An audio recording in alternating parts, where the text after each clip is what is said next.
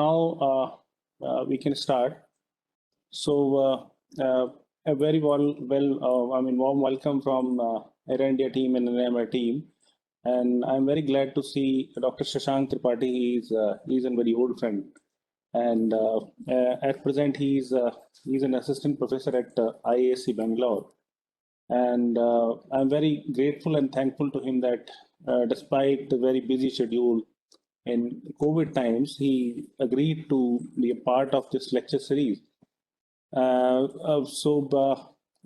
This is our seventh and the last talk of this year. And before this last month, we had a talk from Professor Shyam Sundar, who's a professor in BHU, and he talked on Kala Azar. So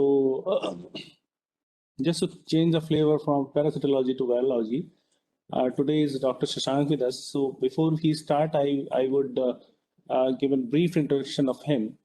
So Dr. Tripathi did his PhD from ICGB in virology, where he focused on influenza A virus biology. Later, he did his postdoctoral training from Icahn School of Medicine in New York, and where he worked on human RNA virus, including influenza, Zika, and dengue.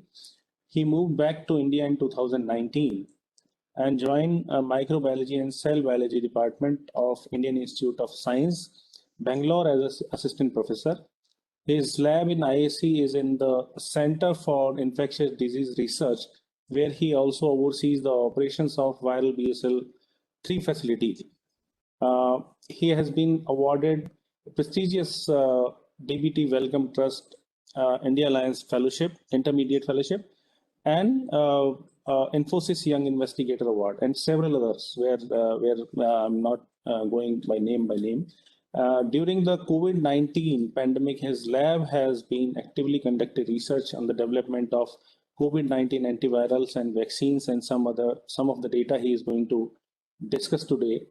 He has been to various meetings and conferences, especially on COVID. He has been, you might have been seeing him in lots of newspapers and internet and other news related to COVID. So he is really having a busy time. And so today is the seventh talk of this lecture series, as I mentioned. So I request Dr. Tripathi to start his talk now. Dr. Tripathi, all yours. Yeah, thanks a lot, Dr. Sachin. Thank you for inviting me to participate in this lecture series where other exemplary scientists have given lectures before. So I hope I can do justice to the quality of the lecture series. And as you mentioned, so our lab focuses on human RNA viruses primarily. Major focus was influenza and flaviviruses before, but once the pandemic started, currently I would say more than 90% of our efforts are focused on COVID-19, and there are a lot of different kind of projects are ongoing in the lab. Today I will be discussing one of those, which has advanced to some tangible level where it can go to clinic. So I'll put my slides on presentation mode and start. Okay, so we're talking about how one can repurpose or go through vast amount of big data which is available related to COVID-19. And this model can be applied to pretty much any other infectious disease where sufficient amount of big data is available, and get clues which can be converted into leads which can find place in clinic. So current status of pandemic, this is the numbers from yesterday evening. The global deaths have surpassed 5 million, and the mortality rate is close to 2% now, which is quite high for a virus which has caused that many infections. In India also, although the mortality rate is slightly lower than the global rates, but still the total number of deaths are about 500,000, which is quite high, and all these are conservative estimates. So one can imagine the damage this pandemic has caused. And these are the daily new cases since the pandemic started. So globally, you can see there have been several peaks in the number of cases, and in the last couple of weeks, the number of cases have been the highest since the pandemic started, which means that we are nowhere close to the end of this. Actually, the pandemic is still going very strong. In India, we have seen two major peaks, one in 2020 and then second which started here in April or May, caused by the Delta strain and caused a lot of calamity. And as of now, the cases are down, but the Omicron variant has arrived on the scene and the cases have started to go up. All of you are aware of that. I'll talk about that very briefly towards the end of the talk. The culprit of the pandemic is this virus, SARS-CoV-2, which comes from the family Coronaviridae. This family has produced other viruses too, which have caused human endemics or outbreaks at global scale or local scale. This includes few seasonal coronaviruses, which have been amongst us for unknown period of time. We don't know when they arrived on the human scene. And then there has been MERS and SARS viruses, which have caused sort of global epidemics, but they were quickly contained because their symptoms were very, very clear from the beginning. So those people can be identified and isolated. The problem with the SARS-CoV-2 or COVID-19 disease has been that it can stay asymptomatic for initial period while the transmission is very actively on, and that allows the virus to spread very efficiently. Now, where this virus came from, that question still remains. The closest relative sequences are available from coronaviruses from bats and pangolins, but a direct ancestor has still not been identified. The research on origin of this virus is a very debatable topic. We will not delve into that, but bottom line is we don't know yet where it came from.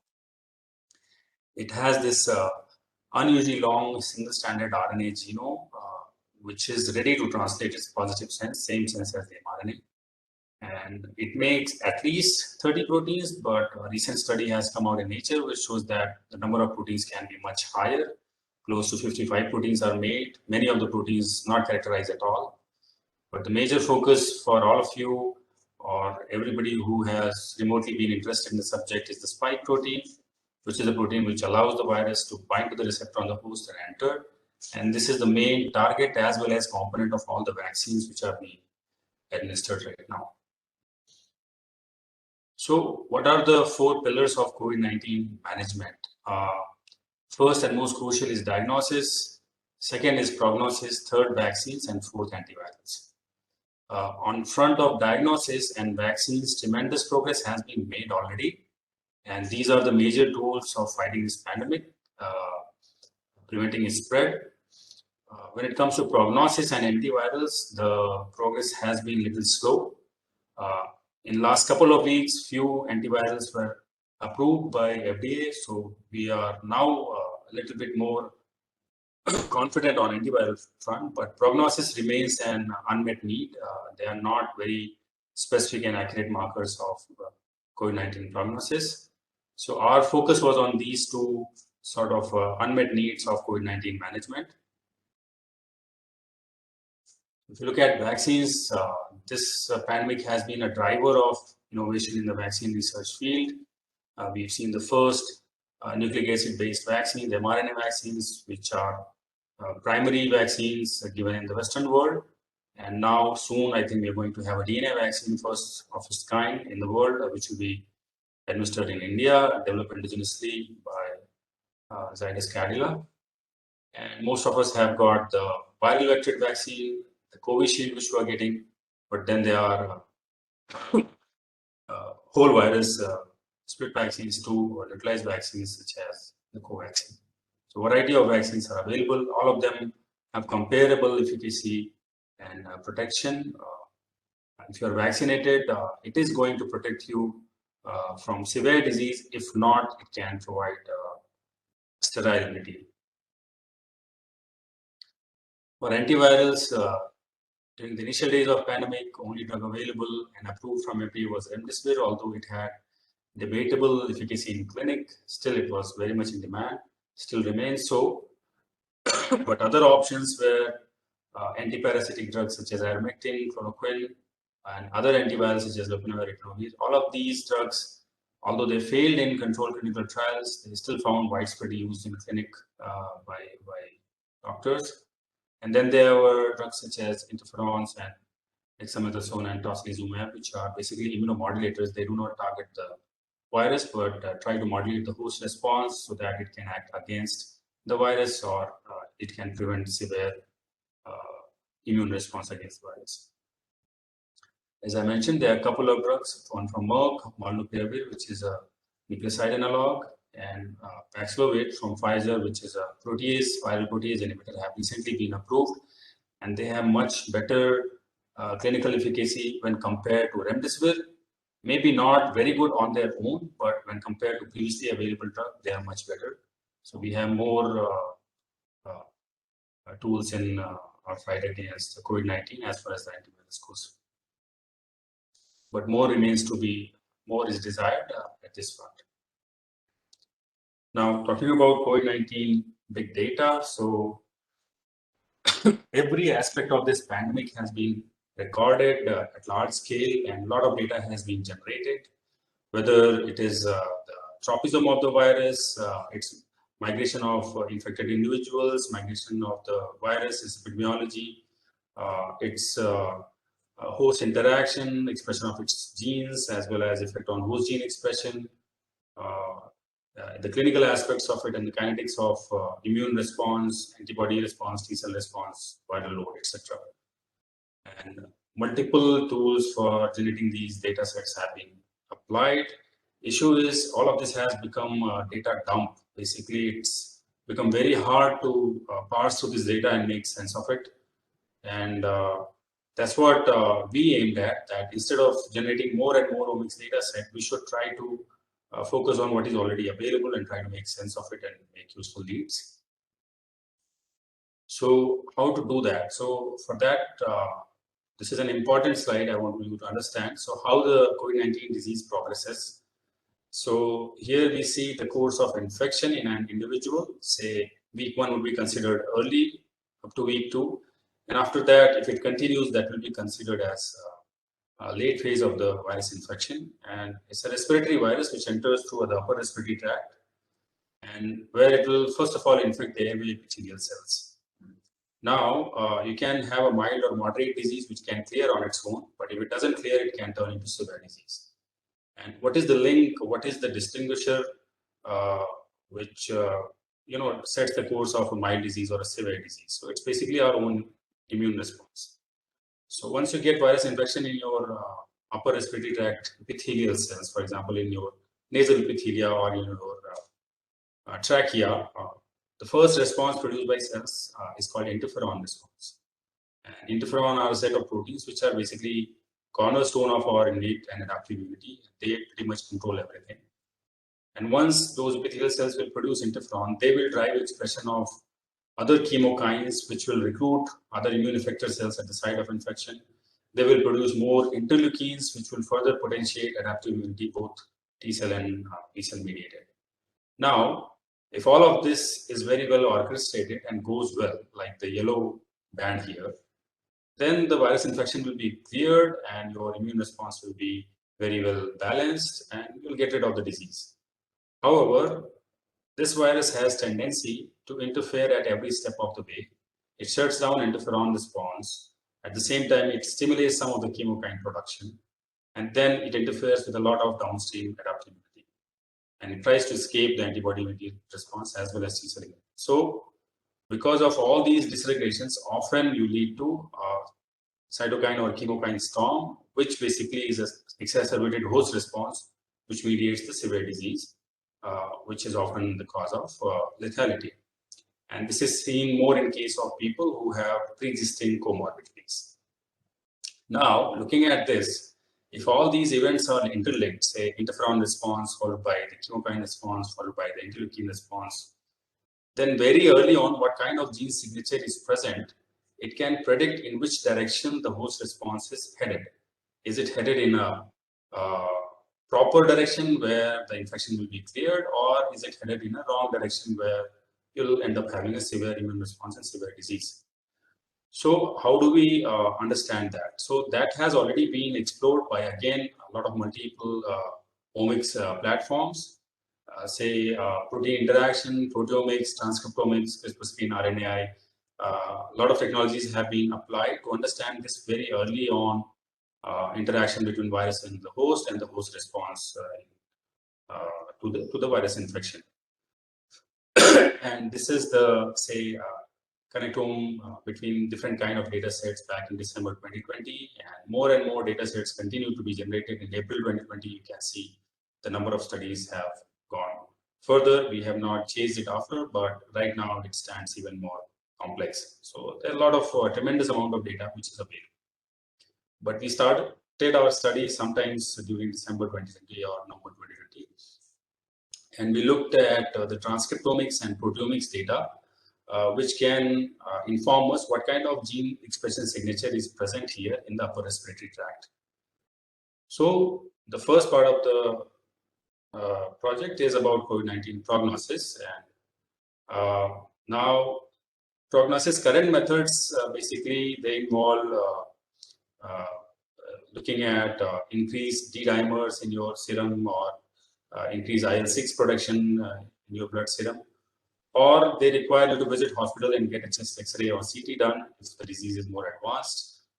Early on, the common method to measure the severity is measuring the SpO2 levels, but when the SpO2 levels drop below 90, basically you are looking for a bed with oxygen support, or you're directly seeking admission to ICU. So it's quite late already. So very early markers which can predict whether you are going to have a severe disease were still lacking. And these D-dimers or IL-6, they do elicit or they do indicate severe immune response, but they're not specific to COVID-19. You can have them if you had any other kind of respiratory infection, for that matter, any other kind of parasitic infection too. So what we did, we compiled a list of transcriptomics and proteomics data sets where the samples were the nasopharyngeal swabs, the samples which are collected for COVID-19 diagnosis. And these data sets were coming from only COVID-19 positive as well as healthy controls.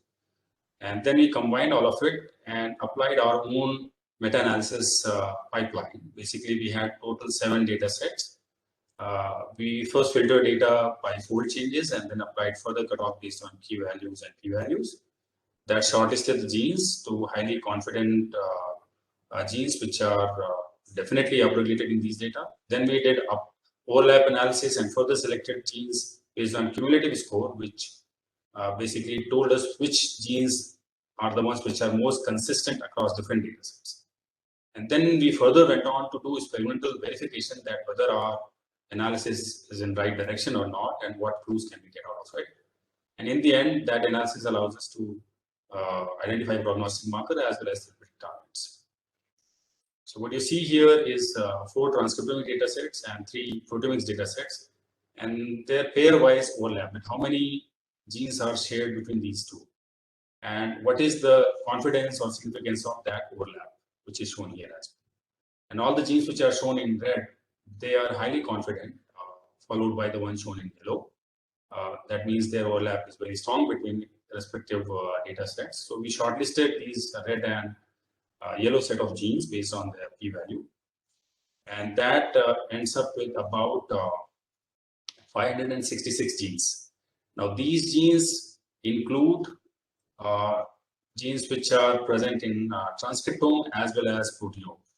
So if you look at a simple Venn diagram here, it shows that majority of them are coming from transcriptome versus transcriptome overlap. Some of them are coming from proteome versus proteome overlap. Others are coming from transcriptome versus proteome overlap. So it looked like the transcriptome data sets were putting in a lot of outliers which were not supported by the proteomics data set. So what we decided to focus on genes which are supported by either 1 or 2 proteomics data sets as well as transcriptome data sets. And the reason for this is the logic that in the end, the proteins are the mediators of immune response. The transcripts by themselves cannot modulate that much unless they are converted to proteins. So this allowed us to shortlist our gene list to about 46 genes. Now these 46 genes, if you look at their regulation by interferons, so it turned out that all of them are regulated by interferon response, either type 1, type 2, or 3. And if you remember the initial diagram where I showed that very early on you get interferon response, and that response will subsequently lead to expression of next set of genes. So this is very consistent with that hypothesis that initially interferons will be produced, and then that led to expression of these 46 genes, which are all of them are regulated by interferons. And what kind of functions they are involved in? So they are involved in modulation of immune response, so neutrophil degranulation and not-like receptor signal, cellular response to interferon gamma, etc. So this indicated that our analysis was in the right direction.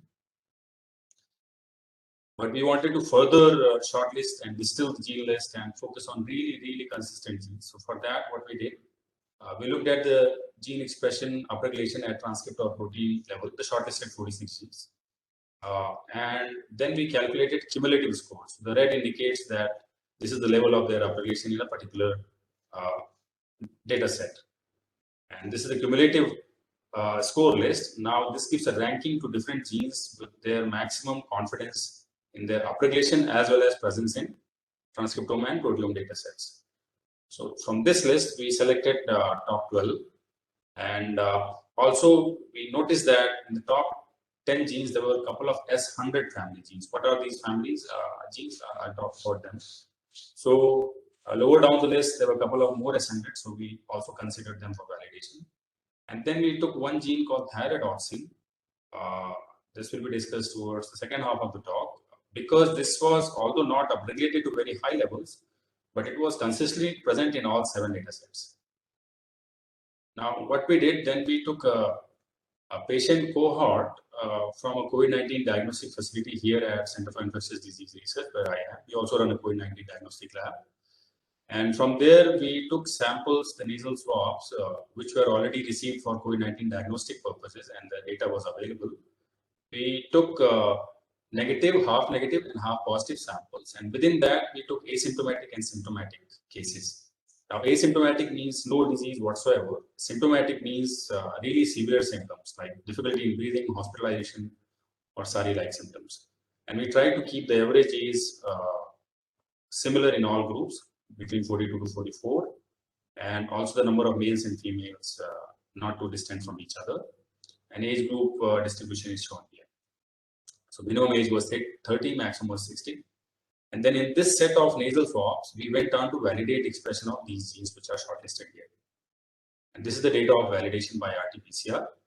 It shows that in positive symptomatic group, all the genes which we had shortlisted, the red means highly upregulated, were highly upregulated. But even in positive asymptomatic, some of the genes are upregulated. If you look at negative symptomatic, there also you find some genes which are upregulated. What does that mean? That means even in COVID negative sample, if they have symptoms of respiratory distress, maybe they are infected with some other pathogen, and that can lead to expression of some of the shortlisted genes here. So these genes are not that good in differentiating between COVID-19 versus other infections. But the genes which can differentiate between positive symptomatic versus positive asymptomatic, they are most likely to be a good prognostic marker. So then we further analyze this data, trying to compare between groups, try to compare the ability of these genes to differentiate between different groups. So if you compare negative asymptomatic from positive symptomatic, it will be considered an infection marker that it can distinguish a healthy individual from a symptomatic COVID-19 patient. If you use a marker which can distinguish from negative symptomatic to positive symptomatic, it will be a COVID-19 marker again, that it can, although the symptoms are there, it can differentiate that this is a COVID-19 infection, and this will be a diagnostic marker actually. And third is the positive asymptomatic versus positive symptomatic. This means that both are COVID-19 positive, but the genes can differentiate between asymptomatic versus severe disease. Hence, there will be severity markers or prognostic markers. And we focused our further validation analysis on these genes. And if you look at positive asymptomatic versus positive symptomatic and ability of these genes to differentiate these groups, you see more genes performing better. And if you focus, most of them are S100s, although some other genes were also there in the list. So to understand their prognostic value, what is done is ROC, or receiver operative characteristics analysis. And what basically is done here, you plot the sensitivity and 1 minus specificity of each marker at different CT values, and you get this kind of curve. And the area under the curve denotes how good they are going to be as a prognostic or diagnostic marker. So when we did this analysis, we found that S100 genes, A9, A6, A8, and S100P, they had really high p-values and area under curve among the highest. So it looked like this particular family of genes, S100s, are very good identifiers of disease severity or can be considered prognostic markers. So we looked at their individual CT values distribution between positive asymptomatic and positive symptomatic, and the corresponding sensitivity and specificity. So if you are considering a prognostic marker, you're not worrying too much about specificity because you already are dealing with only COVID positive patients, but it has to be very sensitive so that it can differentiate very well between positive asymptomatic from positive symptomatic. If you look at sensitivity, these genes have very high sensitivity ranging from 93 to 80%. And so this is the set of genes or gene signature which we identified, which can differentiate mild from severe disease and can be used as prognostic marker. So what are these S100 genes? These are basically mediators of inflammation. They act through different receptors present on different cell types. Primarily, they act through RAGE receptor present on immune effector cells or toll-like receptors present everywhere.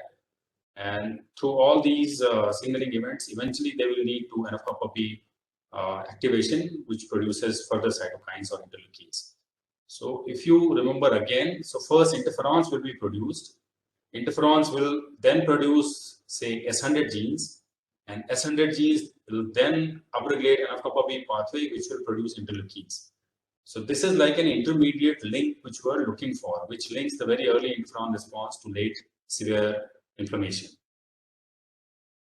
So this is a summary of this part of the study, where we shortlisted set of genes by meta-analysis. We did validation in COVID-19 nasal swab cohort. We measured their, we identified S100 gene as promising prognostic markers, and we looked at their sensitivity. And currently what we're trying to do is trying to develop a single tube multiplex one-step RT-PCR prognostic assay, which can be applied onto the same RNA which has been isolated from COVID-19 diagnosis from nasal swabs. So basically, along with COVID-19 diagnosis, the patient will also be able to receive their prognosis using this assay. So we are working on that. Now moving to the second part, this is about COVID-19 antivirals and therapeutics. So antivirals, I mentioned in the earlier slides that few options available now, but these are virus directed, and virus is likely to develop resistance very quickly. So we are still on shaky ground as far as antivirals go, and more work needs to be done. This is a diagram showing the replication cycle of the virus. It binds to receptor, enters, its RNA will immediately start making proteins, which will make more copy of viral genome, and small RNAs, which will make more and more proteins. Eventually, the virus will assemble together, come out. And there are different steps of these life cycle, which can be inhibited by virus-directed or host-directed antivirals, but very few of them have reached clinical trial levels. You can also try to mitigate COVID-19 disease by preventing the severe immune response, say dexamethasone or IL-6 inhibitors, which have been used in clinic and have shown efficacy in preventing COVID-19 associated deaths. So we wanted to see from our meta-analysis, can we find some lead which will allow us to identify new drug targets. So going back to that Venn diagram, where we had this proteome versus proteome, transcriptome versus proteome, and transcriptome versus transcriptome dataset overlaps. In the center, we had thyroid. And as I mentioned earlier, although it is not very highly upregulated, but it was consistent across all the datasets. Hence, we decided to learn more about it. What is the function of this gene? This is a system of this thyroidoxin redox system, where it flips between an active and inactive oxidize and reduce form.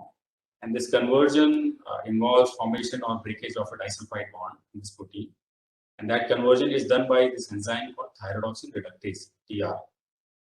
And then in this cycle, it can donate this disulfide bond to its target proteins and hence modulate their activities. So this thyroidoxin reductase enzyme is druggable. It can be targeted by one FDA approved drug. I'll talk about that now. But before that, the thyroidoxin system, what does it regulate? It regulates reactive oxygen species production, inflammation, cell death, ubiquitin proteasome system, and its direct targets involve, again, the NF-kappa B pathway, which is the driver of the inflammation in SARS-CoV-2, and other transcription factors involved in similar processes. So, based on analysis, it makes a lot of sense that it came up in our meta-analysis.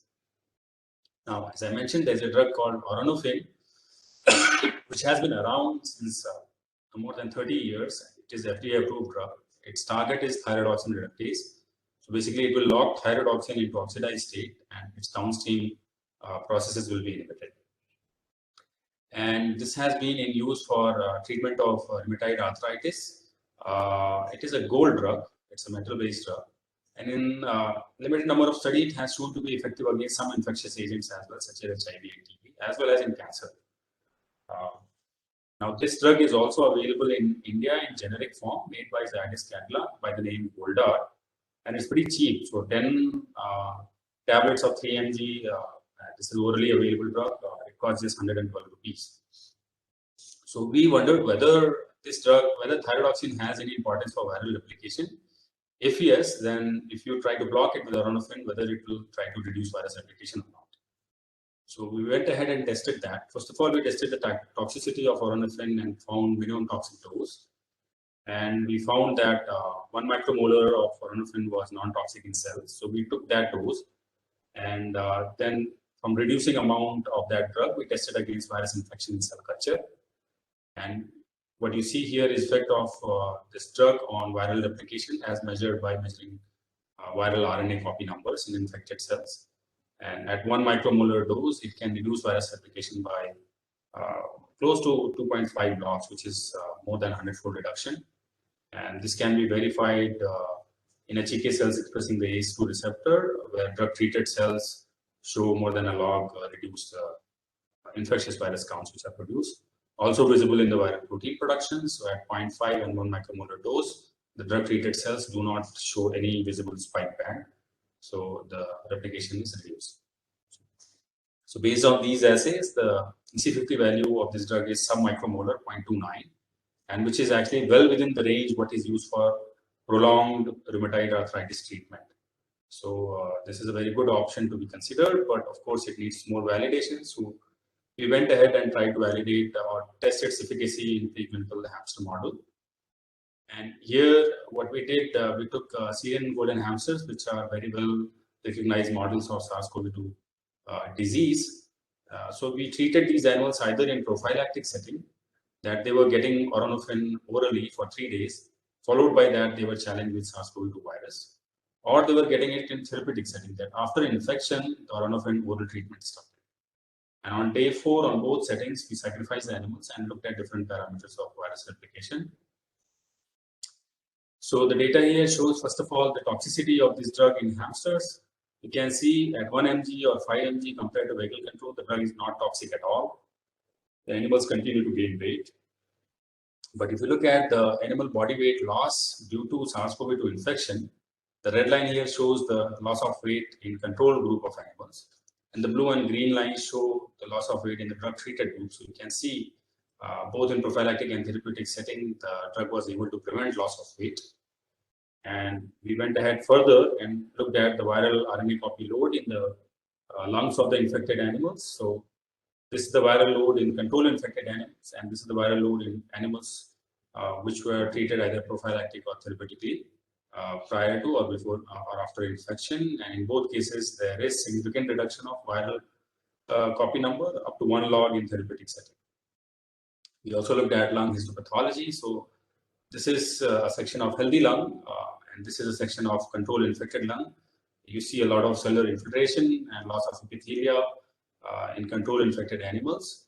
And when these animals are treated either prophylactically or therapeutically, the morphology or the tissue pathology is reduced, and it starts to look similar to what you see in healthy controls.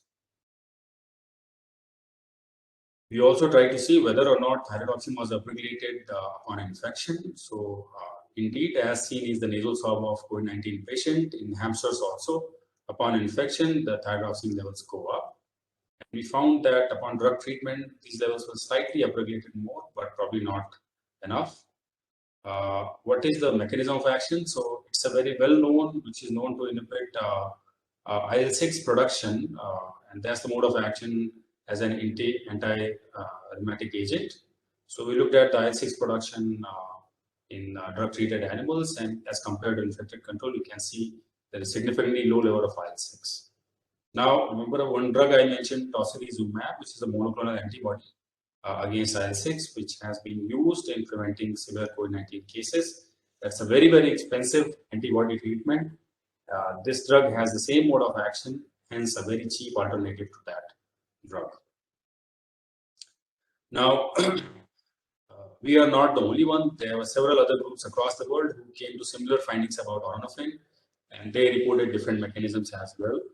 So this study showed antiviral effect of auranofin against SARS-CoV-2 in liver cells, and they also found that the mechanism is involving reduction in production of inflammatory cytokines. This study also showed inhibitory effect of auranofin on SARS-CoV-2, although they show that the effect is mediated by inhibition of viral protease. Another study has come out recently, which showed inhibition of SARS-CoV-2 protein disulfide bond formation, fusion and virus entry, which is logical since the role of thyroid system, which will be blocked by auranofin, is to facilitate this kind of disulfide bond formation. So there are multiple groups which have come to similar conclusions about auranofin, that is it's effective. Although mode of action can be pleiotropic, it can be both host-targeted, where it is reducing inflammatory cytokine production, as well as directly targeting viral proteases or viral spike protein. And so there is so much hype about this currently that there are clinicians who are writing letters to editors or opinion articles where they are pitching this drug as a potential treatment for COVID-19. One came out in Frontiers Immunology, other came out in ACS Medicine Chemistry. So the summary of our findings is that thyrodoxine reductase is a target of auranofin. Thyrodoxine is a consistently upregulated gene, probably an important system for virus replication, as well as involving inflammation, which ensues downstream. And auranofin can very effectively block SARS-CoV-2 replication and the resulting disease in preclinical hamster model with oral administration to note, and also with the doses which are very well tolerated in humans for prolonged uses. Now, both the prognostic marker S100s as well as auranofin as a treatment option, these data were published in this paper from our group. If you need more details, you can look at it here. And IPs related to both findings have been protected by ISC. Now, all this work has been done primarily by two very hardworking, talented students in the lab, Abhijit and Vaida, and there are a bunch of other lab members involved in the study as well. We benefited a lot by collaborating with Professor Amit Singh and Deepak Saini, who are co-directors of the COVID-19 Diagnostic Lab. Also, we got a lot of help from Dr. Dinesh Gupta in ICGP from the bioinformatics group, who helped us with the meta-analysis part. The study was supported by funding from ISC, from Infosys Foundation, from BIAC, as well as the Wellcome Plus India Alliance. So this is all I had related to my research. But before I close, I wanted to address a few points about the Omicron variant now, because there's a lot of anxiety and sort of hysteria about this virus, what's going to happen. I don't really know what's going to happen, but I can tell you what we know so far. It was declared the variant of concern by WHO in November 26, on November 26. By December 26, yesterday, this is the spread of the virus. It has already spread to 98 countries. So it is spreading at much faster rate compared to Delta virus. And this is despite majority of the world population has at least received single dose of vaccine, yet that is not able to impede the spread of this virus. Consider if this virus has come first, this will be wreaking havoc already. And what has changed in this virus compared to previous strains? So when you compare to, say, wild type, Delta virus had acquired quite a few mutations, which are shown here. This is the spike protein, which has this RBD receptor binding domain, and then S1 and S2 domains, which are basically the head region and the stem region.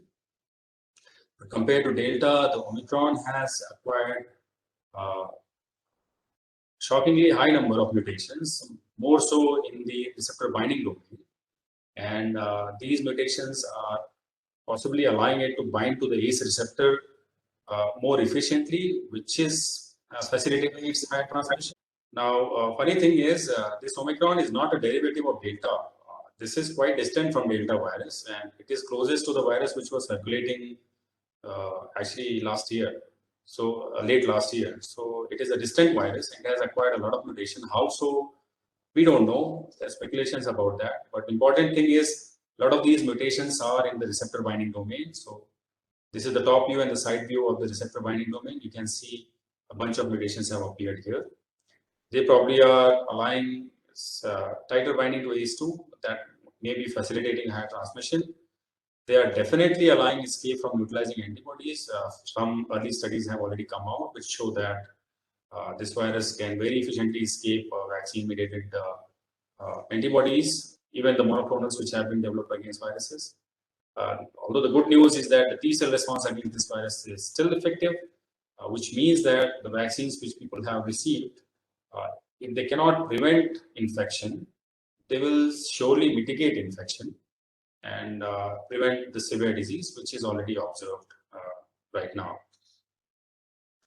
And beyond this, the biology of this virus, other features, pathogenesis are still being studied. I'm just showing a couple of data which have come out in last 1 week, one from HKU School of Medicine, where they compare Delta and Omicron in human bronchus, which is upper respiratory tract, and lung tissues, lower respiratory tract. So they showed that it replicates much efficiently compared to Delta in the upper respiratory tract, but very poorly in the lower respiratory tract. Now, this is a phenotype which is similar to the seasonal coronaviruses. They replicate in the upper respiratory tract and give you disease like that only. And this means that it may be restricted to upper respiratory tract, but there will be higher dissemination, so it will be more transmissible. And recently, yesterday actually, the data in hamster animal model has come out comparing Delta with Omicron, and it shows that this is the body weight loss upon Delta virus infection, the orange line, and the subcutaneous oxygen saturation upon Delta infection, and the green one is the Omicron. So at least in animal model, it is causing mild disease. So it is causing mild disease. It is restricting to the upper respiratory tract, but it is highly transmissible. What that means? That it will cause milder disease. It will be restricted, but it will be disseminating at much higher rate and transmission. But all these data sets are from preprints or news briefs. Peer-reviewed publications are yet to come, but this is what we know for now. But what we can learn very simply by looking at what happened in South Africa in last 1 month, where it was reported first, maybe not originated there, but reported first. So what you see here on top is daily new cases, and on bottom you see daily new deaths. The peaks you see in the green box here are the peaks caused probably most likely by the Delta strain, and there you see the consistent ratio of the number of infections and number of deaths was maintained. And since last 1 month, the cases have gone very sharply up. This peak caused by the Omicron virus, but if you look at the number of deaths, that has not gone up. So it indicates that this virus will very quickly spread, but hopefully it will not cause so much damage. Now, this reduced damage, it could be the virus's inherent property that it is less pathogenic, or there could be other contributors, say vaccine-mediated immunity or immunity caused by the primary infections caused by the previous strains. Whatever the reasons are, this is the pattern which we have seen in South Africa, and we hope that this will hold true for other populations as well. But regardless what strains come, the tools and rules of engagement with COVID-19 will remain the same. You should get vaccinated. If you are pretty much worried about the disease, you have other underlying symptoms, or you had a very bad experience with primary infection, it's a good idea to get booster. You should wear mask, maintain physical distance, stay in ventilated space or in outer spaces, keep good hygiene. And if you develop any sort of cold or flu-like symptoms, you should self-isolate yourself. These are the most effective tools we have against this pandemic. And hopefully this will allow us to sail through with another wave if it comes. So, with that, I'll end and I'll wish all of you a happy new year ahead. That's all from me. I'll take questions now.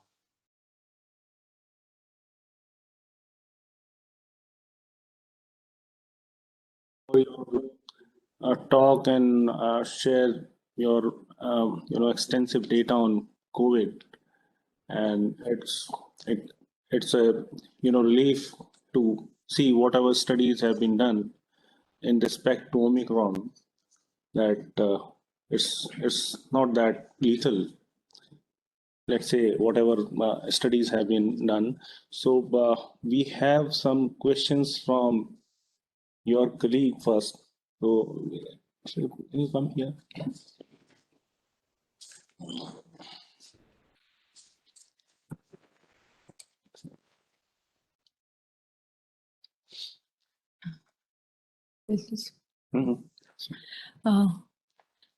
Thank you, Dr. Shashank, for sharing the great knowledge. Now, I have one very basic question. Like, it is like debatable that booster doses, it give protection against the Omicron infection, or I should say severity of the disease. So, I mean, like, I just want your opinion because you have great idea about the in the field. So, because Omicron is itself is a mild disease, right? I mean, till date, it is known that it is not very severe. It is not causing very severe infectivity or severity in the patients. So, how does booster dose in this case will help in protection against the Omicron, or if it is the case? See, in ideal world, we should get a booster which is matched with Omicron, which is what happens basically in a flu field, that the vaccine candidate is upgraded every year with every flu season, and you get a new vaccine formulation. But in this pandemic situation, things are moving too fast. So right now, the virus is spreading at an unprecedented rate, and we just don't have enough time to develop a booster which is matched with the Omicron variant. So only data which has come out from any vaccine manufacturer is from Pfizer BioNTech, their mRNA vaccine, and their claim is that they will have the Omicron matched booster probably by March or April. And right now their data suggests that if you get a booster, it basically reawakens your immune memory, which is sort of snoozing off after second dose if there has been some time. So that memory which is there, they have shown data, the real world data is there, that it can still reduce hospitalization by more than 70%, and it can boost the neutralization titer much more compared to if you only have two doses prior to it. So it is not exactly matched Omicron. There are other gaps which will be there if you get a booster from the previous vaccines, but it will definitely awaken your immune response to a certain threshold that, if not sterile immunity, that it cannot prevent infection.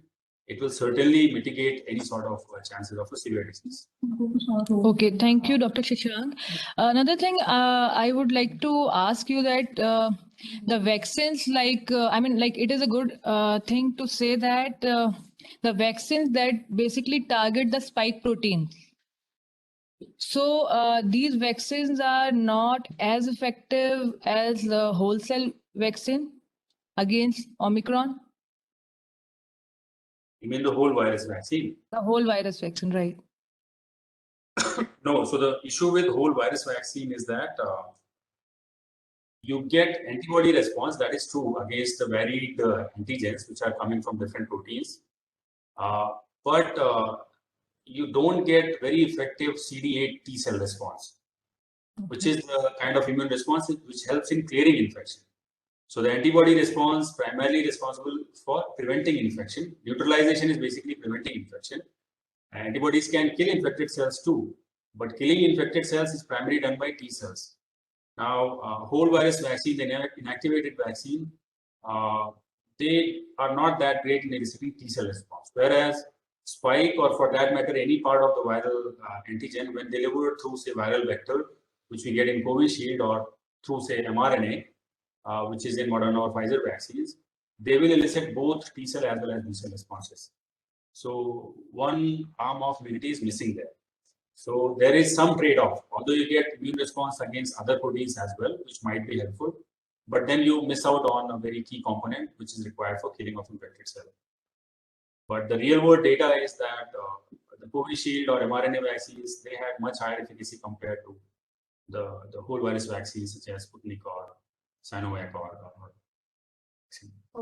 Okay, thank you, Dr. Shashank. So is I think a question from Dr. Ashwini Kumar. Dr. Ashwini Kumar, you may ask the question now.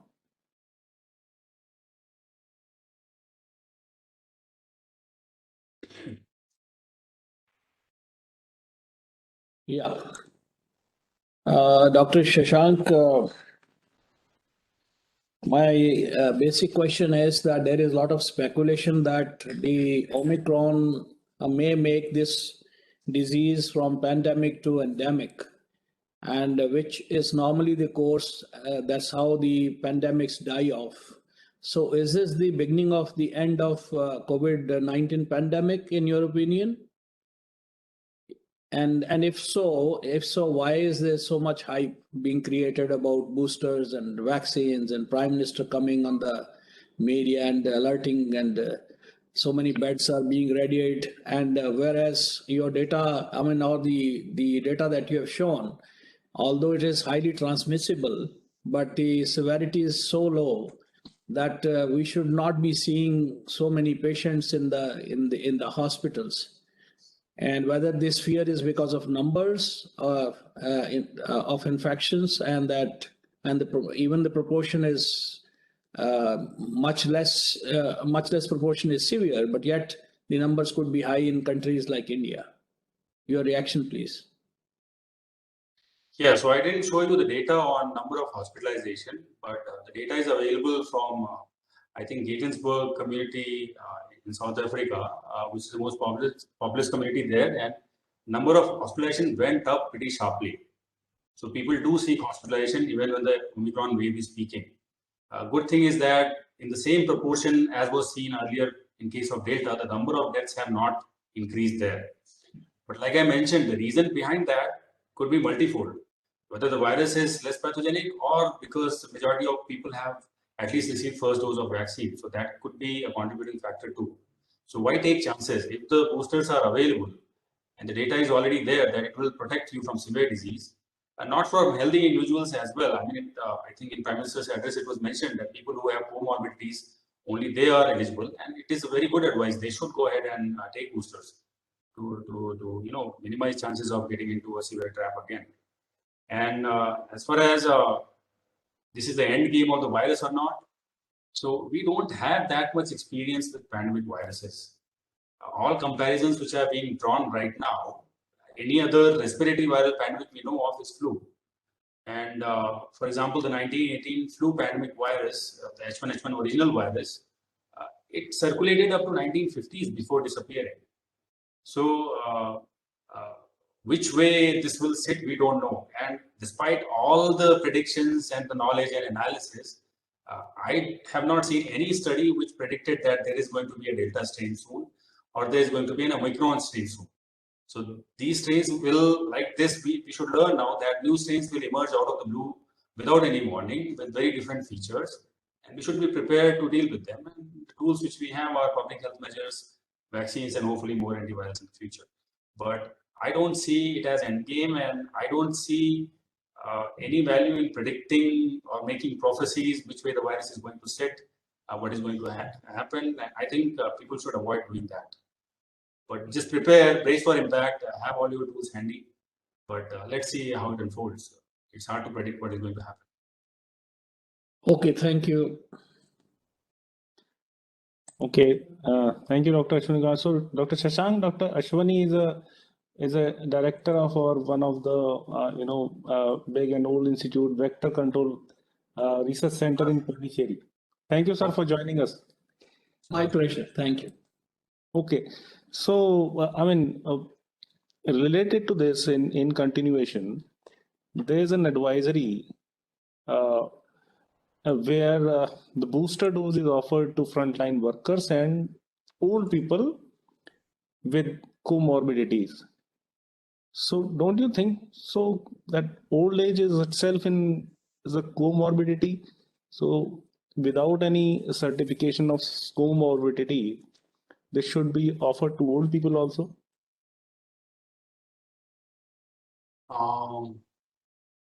No, age is not a comorbidity. It's not described as a comorbidity, but I understand your point. Their immune memory is weaker and the recall is weaker probably. So they should be considered.